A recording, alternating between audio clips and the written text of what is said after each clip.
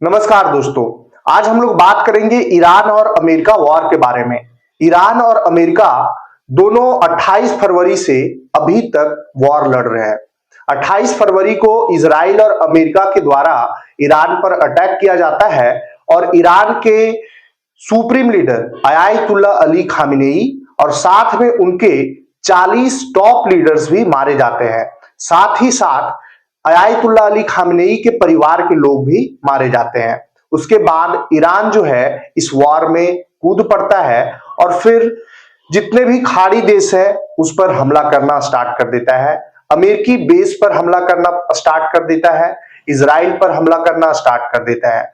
आगे वॉर जैसे जैसे बढ़ता है वैसे ही ईरान जो है स्ट्रेट ऑफ हॉर्मुज, जहां से दुनिया के 20% तेल सप्लाई होता है, उसको भी बंद कर देता है। जैसे ही स्ट्रेट ऑफ हॉर्मुज को बंद करता है ईरान, वैसे ही पूरी दुनिया पर एनर्जी संकट गहराने लगती है। भारत जैसे बड़े देश में सीएनजी की कमी, सीएनजी की क्राइसिस देखने को मिल रहा है।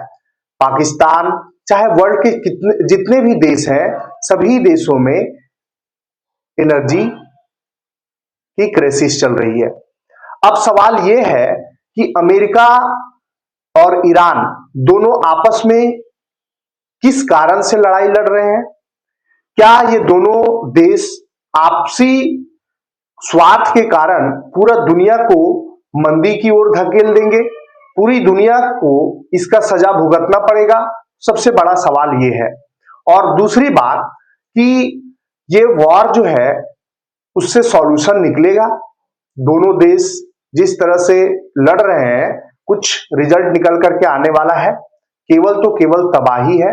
इंसानियत का पूरा धज्जिया उड़ा हुआ है। ह्यूमन राइट्स कहां चला गया इसका कोई पता नहीं है। अब सवाल यह है कि अमेरिका क्या वेनेजुएला जैसा ईरान को भी करना चाहता था? जिस तरह से वेनेजुएला के राष्ट्रपति को उठा लिया गया, अमेरिकी जेलों में बंद कर दिया गया और वेनेजुएला में सत्ता परिवर्तन कर दिया गया, पूरा दुनिया चू तक नहीं बोला, पूरा दुनिया खामोश रहा। उसी तरह से ईरान में भी सत्ता परिवर्तन चाहता है अमेरिका। क्या अमेरिका अपने मर्जी का सरकार पूरा दुनिया में चलाना चाहता है? जिसको चाहे पलट दे, ये अमेरिका का नीति रहा है। आप अगर देखें तो बांग्लादेश, श्रीलंका जैसे बड़े देश में भी सत्ता परिवर्तन होते देखा है पूरी दुनिया ने। अमेरिका जिस तरह से पूरी दुनिया पर टैरिफ लगाया, जिस तरह से पूरी दुनिया को तबाह करने के लिए अपनी मर्जी का करने लगा, जिस तरह से डॉलर चलाने के लिए पूरी दुनिया पर अपना एक स्ट्रेटजी बनाना स्टार्ट किया और पूरा दुनिया को मंदी की ओर धकेलने का काम कर रहा है, ये पूरी दुनिया को सोचना होगा। अभी उस टाइम का जिस तरह से इंग्लैंड कभी देशों पर कब्जा करता था, शासन चलाता था, क्या आज उसी चीज को अमेरिका दोहरा रहा है? ये भी सवाल बहुत ही चिंताजनक है।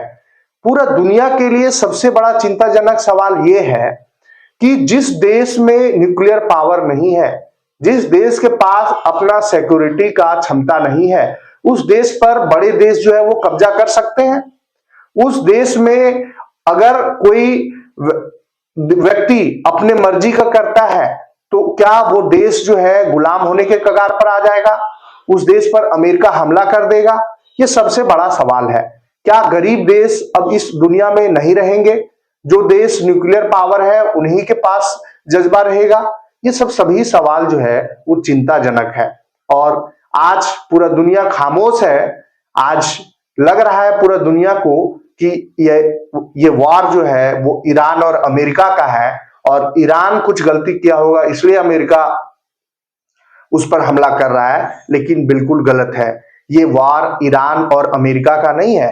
ये दोनों देशों का मसला कुछ भी हो सकता है XYZ, लेकिन ये वॉर जो है वो पूरा दुनिया के लिए चिंताजनक बन सकता है, क्योंकि जिस तरह का ट्रेंड चल रहा है, चाहे वो श्रीलंका में देखें आप सत्ता परिवर्तन, चाहे वो नेपाल में देखें सत्ता परिवर्तन, चाहे आप बांग्लादेश में देखें सत्ता परिवर्तन, पाकिस्तान का तो कहना ही नहीं है, लेकिन ये वेनेजुएला के बाद ईरान में इस तरह का सेम चीजें दोहराना, ये तो चिंता का विषय है ही।